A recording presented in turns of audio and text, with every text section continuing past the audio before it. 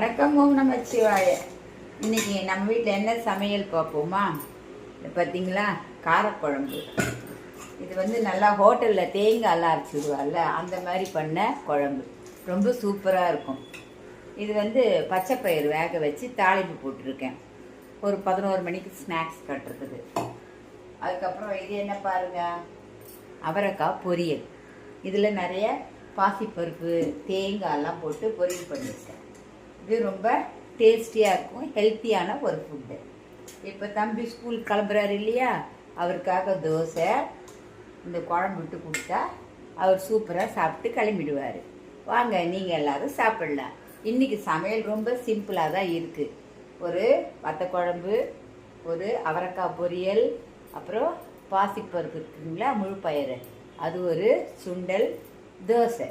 இவ்வளோ தான் பண்ணினேன். இன்னொரு ரெசிபி பண்ணணும், கோவக்காய். அது கொஞ்சம் நேரம் கழித்து பண்ணுவேன். ஓகேங்களா? இன்றைய சமையல் ஃபினிஷ்ட். வாங்க எல்லாரும் சாப்பிடலாம்.